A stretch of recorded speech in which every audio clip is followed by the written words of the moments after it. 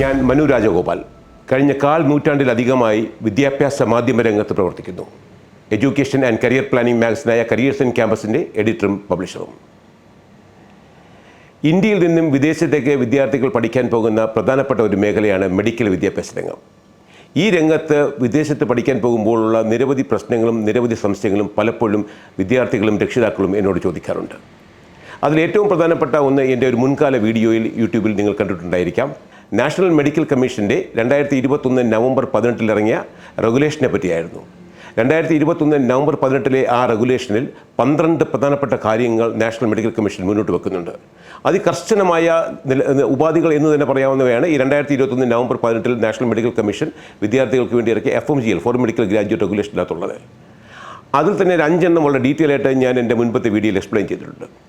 അതിനുശേഷവും ഏറ്റവും ദുഃഖകരമായൊരവസ്ഥ എന്ന് പറഞ്ഞാൽ ഈ പലപ്പോഴും പേരൻസും കുട്ടികളും ആവർത്തിച്ച് ചോദിക്കുകയും ചെയ്യുന്നുണ്ട്, ഇന്ന രാജ്യത്ത് അല്ലെങ്കിൽ ഏത് കോഴ്സിന് പോയാൽ അല്ലെങ്കിൽ ഇന്ന രാജ്യത്തെ കോഴ്സ് അംഗീകൃതമാണോ ഇല്ലേ എന്നുള്ളത്.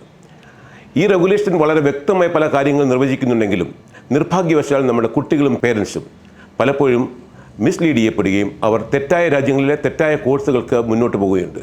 ഇതിനെപ്പറ്റി നാഷണൽ മെഡിക്കൽ കമ്മീഷൻ്റെ ഒഫീഷ്യൽസ് തന്നെ ആവർത്തിച്ച് അവർ ഇൻഫർമേഷൻസ് ബൈ വീഡിയോയും കൊടുത്തിട്ടുണ്ട്, ബൈ റിട്ടണും ആയിട്ടുള്ള അവർ പ്രസിദ്ധീകരിച്ചിട്ടുണ്ട്.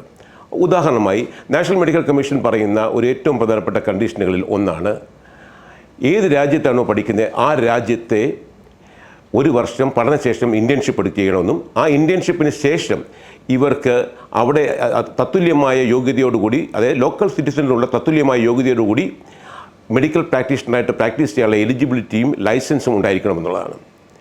പലപ്പോഴും ഞാൻ കണ്ടിട്ടുണ്ട് പല രാജ്യങ്ങളും 6 വർഷം ഇൻക്ലൂഡിങ് ഇൻറ്റേൺഷിപ്പ് എന്ന് പറഞ്ഞ് കുട്ടികളെ തെറ്റിദ്ധരിപ്പിച്ച് മുന്നോട്ട് പോകുന്നുണ്ട്. 6 വർഷത്തെ മെഡിക്കൽ കോഴ്സുകൾ നടക്കുന്നത് യൂറോപ്യൻ രാജ്യങ്ങളിലും റഷ്യയിലും പഴയ സോവിയറ്റ് യൂണിയൻ പ്രദേശത്തുള്ള CIS രാജ്യങ്ങളിലുമാണ്. നിരവധി രാജ്യങ്ങളുണ്ട്. സോവിയറ്റ് യൂണിയൻ്റെ പഴയ സോവിയറ്റ് യൂണിയൻ്റെ ഭാഗമായ Kazakhstan, Tajikistan, Uzbekistan, Georgia, Moldova, Russia തന്നെ, അങ്ങനെ തുടങ്ങിയ കുറേ രാജ്യങ്ങളുണ്ട്. ഇവയൊക്കെ പഴയ യൂറോപ്യൻ എഡ്യൂക്കേഷൻ സിസ്റ്റത്തിൻ്റെ ഭാഗമായിട്ടുള്ള 6 വർഷത്തെ മെഡിക്കൽ എഡ്യൂക്കേഷൻ, പണ്ട് സോവിയറ്റ് യൂണിയൻ ഫോളോ ചെയ്തിട്ടുള്ള 6 വർഷത്തെ മെഡിക്കൽ എഡ്യൂക്കേഷൻ തന്നെയാണ് പോകുന്നത് ആക്ച്വലി. പക്ഷേ ഈ 6 വർഷം ഇൻക്ലൂഡിങ് ഇൻറ്റേൺഷിപ്പ് ആണ് എന്ന് പറഞ്ഞ് ആരെങ്കിലും നിങ്ങളെ പലപ്പോഴും കബളിപ്പിക്കുന്ന രീതിയിൽ വിടുന്നതിനെക്കുറിച്ച് ഞാൻ മുൻകാല വീഡിയോയിൽ തന്നെ വാൺ ചെയ്തിട്ടുണ്ട്. ഇപ്പോഴും അത് ഇൻക്ലൂഡിങ് ഇൻറ്റേൺഷിപ്പ് എന്ന് പറഞ്ഞ് പലപ്പോഴും തെറ്റിദ്ധരിപ്പിച്ച ആളുകൾ വിടുന്നുണ്ട്. അതുകൊണ്ട് അതിനെക്കുറിച്ച് എപ്പോഴും നാഷണൽ മെഡിക്കൽ കമ്മീഷൻ്റെ അഡ്വൈസറിയും ശ്രദ്ധിക്കേണ്ടതാണ്. അതായത് ഇൻറ്റേൺഷിപ്പ് എന്നാൽ ഗ്രാജുവേഷൻ കിട്ടിയതിന് ശേഷം നിങ്ങൾ ചെയ്യേണ്ട 1 വർഷത്തെ പ്രാക്ടിക്കൽ ഹൗസ് സർജൻസി റെസിഡൻസി പ്രോഗ്രാമാണ്. അത് ഇൻക്ലൂഡിങ് ഇൻറ്റേൺഷിപ്പ് എന്ന് പറയുന്നത് വ്യക്തമായി പറഞ്ഞാൽ ശുദ്ധ തട്ടിപ്പാണ്. കുട്ടികളെയും പേരൻസിനെയും മിസ്ലീഡ് ചെയ്ത് കൊണ്ടുപോവുകയാണ്. അതുകൊണ്ട് തന്നെയാണ് ഞാൻ ഒരു പ്രത്യേക കാര്യം നിങ്ങളോട് പറയാൻ ആഗ്രഹിക്കുന്നത്. നിങ്ങൾ വിദേശത്തെ MBBS പഠനം ആഗ്രഹിക്കുന്നവരാണെങ്കിൽ നിങ്ങളുടെ മുന്നിൽ ഉള്ള ചോയ്സുകൾ പ്രധാനമായിട്ടും 2ആയി തിരിക്കണം. ഒന്ന്, 6 വർഷത്തെ, അതായത് ഈ നേരത്തെ പറഞ്ഞ സോവിയറ്റ് യൂണിയൻ രാജ്യങ്ങളിലോ അല്ലെങ്കിൽ റഷ്യ തുടങ്ങിയുള്ള രാജ്യങ്ങളിലോ യൂറോപ്യൻ രാജ്യങ്ങളിലോ 6 വർഷത്തെ മെഡിക്കൽ ക്വാളിഫിക്കേഷന് ശേഷം 1 വർഷമോ 2 വർഷമോ എത്രയും ഉള്ള ഇൻറ്റേൺഷിപ്പും അവിടെ നിന്ന് എടുത്തതിന് ശേഷം അവിടെ തന്നെ ഡോക്ടറായി പ്രാക്ടീസ് ചെയ്യാനുള്ള ലൈസൻസും എലിജിബിലിറ്റിയും കിട്ടണം.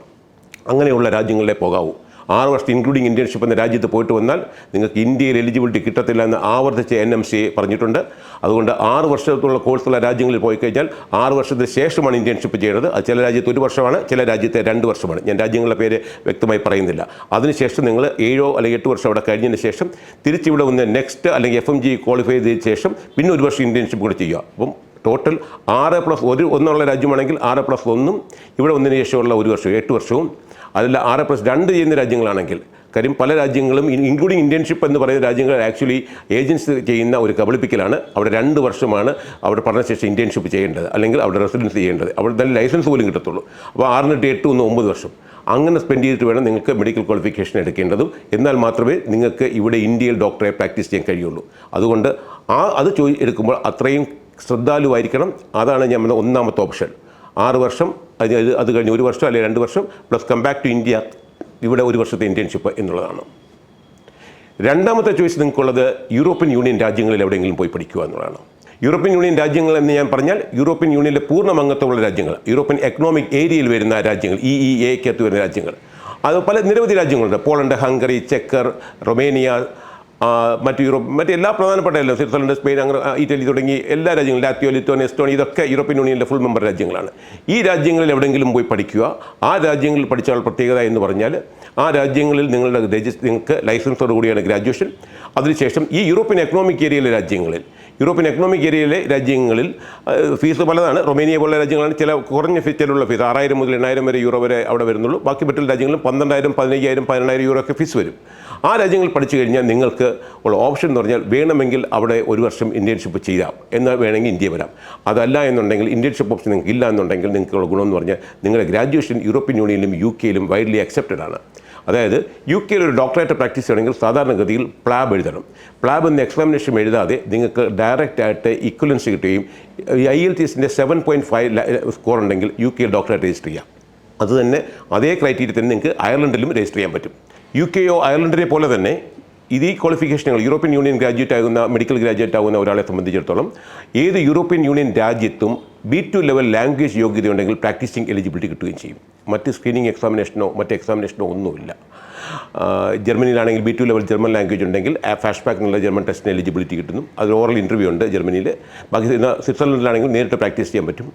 മറ്റ് നെതർലൻഡ്സ് ആണെങ്കിൽ അവിടുത്തെ ലാംഗ്വേജ്, ഡച്ച് ലാംഗ്വേജിൻ്റെ, സ്വീഡൻ പോലെയുള്ള രാജ്യത്താണെങ്കിൽ സ്വീഡിഷ് ലാംഗ്വേജിൻ്റെ ഒക്കെ B2 ലെവൽ നിങ്ങൾക്ക് എടുക്കാൻ പറ്റുമെങ്കിൽ ആ രാജ്യത്തേക്കുള്ള മെഡിക്കൽ പ്രാക്ടീസിങ്ങിനുള്ള എൻട്രി കിട്ടും. തുടർന്നുള്ളതിന് ചില ലാംഗ്വേജ് അപ്ഡേഷനും മറ്റു കാര്യങ്ങളും ചില അവർ ആവശ്യപ്പെടുന്നുണ്ട്.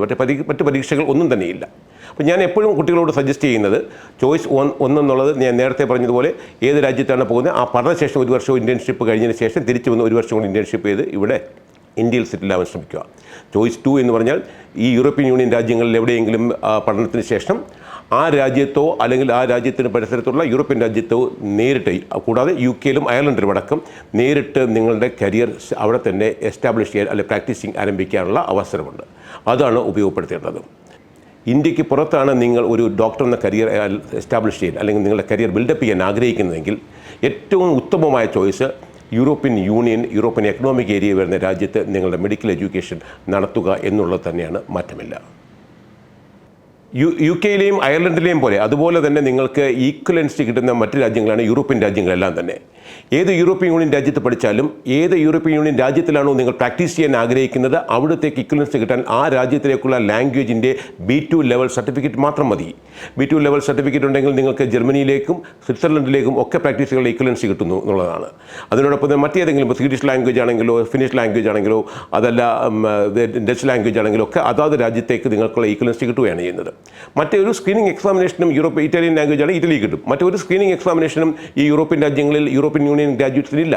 അവർ ഒന്നുകിൽ പഠിക്കുന്ന രാജ്യത്തിൻ്റെ അവിടെ പ്രാക്ടീസ് ചെയ്യാനുള്ള എലിജിബിലിറ്റി ഉണ്ട്, അതല്ലെങ്കിൽ ലാംഗ്വേജിൻ്റെ B2 ലെവൽ എബോ കിട്ടുകയാണെങ്കിൽ ചില രാജ്യങ്ങൾ B2 ലെവൽ എബോ ആവശ്യപ്പെടും. മിക്കവാറും ജർമ്മനി മാത്രമേ ഉള്ളൂ B2 അല്പം കൂടെ മേലോട്ട് വേണ്ടത്. ബാക്കിയെല്ലാം B2 ലെവൽ ഉണ്ടെങ്കിൽ നിങ്ങൾക്ക് IELTS 7.5 ഉണ്ടെങ്കിൽ UK-ലും അയർലൻഡിലും ഒക്കെ പ്രാക്ടീസ് ചെയ്യാനുള്ള ആ എലിജിബിലിറ്റിയും ഇക്വലൻസിയും നിങ്ങൾക്ക് കിട്ടും.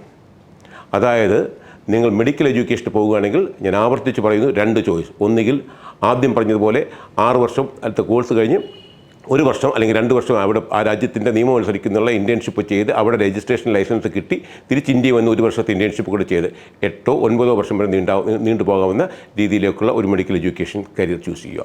അതല്ല എന്നുണ്ടെങ്കിൽ വിദേശത്ത് മെഡിക്കൽ എഡ്യൂക്കേഷന് പോകുന്നവർക്ക് ഏറ്റവും ഉത്തമമായ ഒരു ഓപ്ഷൻ എന്ന് പറഞ്ഞാൽ അത് യൂറോപ്യൻ യൂണിയൻ രാജ്യങ്ങളിൽ എവിടെയെങ്കിലും പഠിക്കുക എന്നുള്ളതാണ്. ഈ രാജ്യത്ത് പഠിച്ചിട്ട് നിങ്ങൾക്ക് ഇറങ്ങുമ്പോഴുള്ള അഡ്വാൻറ്റേജസ് ഞാൻ ഓൾറെഡി പറഞ്ഞു കഴിഞ്ഞു. നിങ്ങളെ സംബന്ധിച്ചിടത്തോളം നിങ്ങളുടെ കരിയർ, മെഡിക്കൽ കരിയർ നിങ്ങൾ വിദേശ രാജ്യത്താണ് ബിൽഡപ്പ് ചെയ്യാൻ ആഗ്രഹിക്കുന്നതെങ്കിൽ, നിങ്ങൾ ഇന്ത്യയിൽ പ്രാക്ടീസിങ് ആരംഭിക്കുന്നില്ല എന്നുണ്ടെങ്കിൽ, വിദേശ രാജ്യത്താണ് ബിൽഡപ്പ് ചെയ്യാൻ ആഗ്രഹിക്കുന്നുണ്ടെങ്കിൽ തീർച്ചയായിട്ടും നിങ്ങളെ സംബന്ധിച്ചിടത്തോളം ഏറ്റവും ഉത്തമമായ ചോയ്സ് യൂറോപ്യൻ യൂണിയൻ്റെ ഫുൾ മെമ്പറായിട്ടുള്ള യൂറോപ്യൻ എക്കണോമിക് ഏരിയയിലുള്ള ഏതെങ്കിലും രാജ്യത്ത് തന്നെ മെഡിക്കൽ എഡ്യൂക്കേഷൻ നടത്തുന്നത് ആയിരിക്കും എന്നുള്ളത് നിസ്സംശയം ഞാൻ നിങ്ങളോട് പറയുന്നു.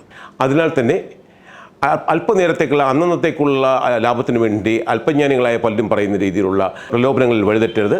വളരെ ഡീറ്റെയിൽ ആയിട്ടുള്ള നിങ്ങളുടെ ടൈമും മണിയും എഫേർട്സും ഒക്കെയുള്ള ഇൻവെസ്റ്റ്മെൻറ്റ്സ് ഉള്ളതാണ് ഒരു ഹയർ എഡ്യൂക്കേഷൻ മേഖല. അതിനാൽ 6 വർഷത്തെ ഒരു കോഴ്സ് കഴിഞ്ഞ് ആ കോഴ്സിന് കടലാസിൻ്റെ വില പോലും ഇല്ലാതെ ഈ രാജ്യത്ത് തിരിച്ചു വരുന്നതിനേക്കാൾ അതിൽ യുക്തമായത് ഏതാണ് എന്ന് ശരിയായ മാർഗ്ഗത്തിൽ നിങ്ങൾ തിരഞ്ഞെടുക്കാൻ തയ്യാറായിരിക്കണം. ഇത് സംബന്ധിച്ച് എന്ത് സംശയമുണ്ടെങ്കിലും നിങ്ങൾക്ക് എന്നെ നേരിട്ട് വിളിക്കാം. എൻ്റെ നമ്പർ ഇതിനോടൊപ്പം കൊടുക്കുന്നു.